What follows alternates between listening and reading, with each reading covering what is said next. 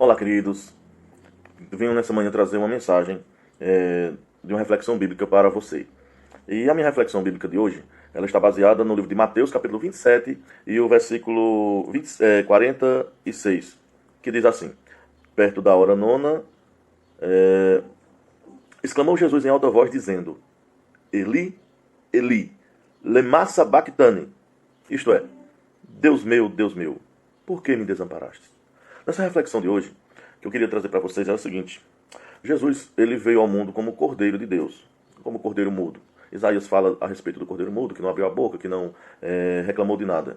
E Jesus passou por muitas coisas, inclusive ele estava no monte da oração na quinta-feira, e onde ele estava na oração, ele percebeu que, por revelação divina, que ia passar um grande tormento. Nisto, o que acontece? Ele diz: Senhor, se puder, passa de mim esse cálice. Ele sabia do que ia passar. As mesmas pessoas que estavam tirando as suas capas e colocando galhos enquanto ele entrava no jumentinho na cidade, essas mesmas pessoas estavam agora dizendo: crucifica, crucifica. Por quê? Porque ele foi trocado por um ladrão, porque ele recebeu açoites, ele recebeu muitas chicotadas, foi julgado pelos centuriões, foi julgado por César, foi julgado por Herodes, foi julgado por um monte de gente. Ele teve 7 julgamentos durante toda uma noite, até mais ou menos 9 horas da manhã, ser crucificado, totalmente nu, despido, num local onde as pessoas passavam e podiam zombar da cara do crucificado, como uma pessoa comum, só que sendo ele o Cordeiro de Deus.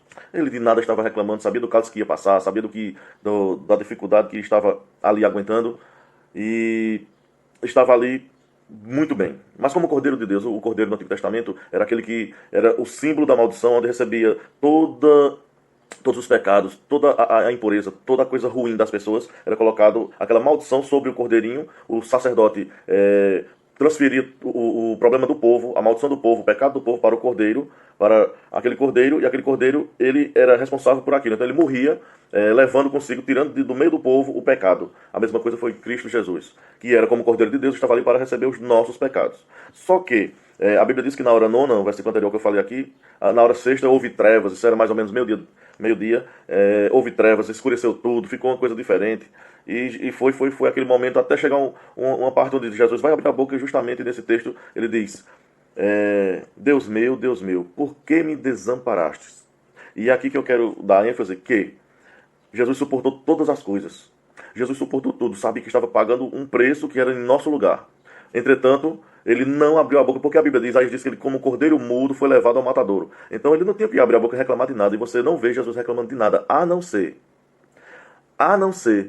quando os pecados agora da humanidade são expiados sobre Cristo. E Deus, quando vê aquilo, não aguenta.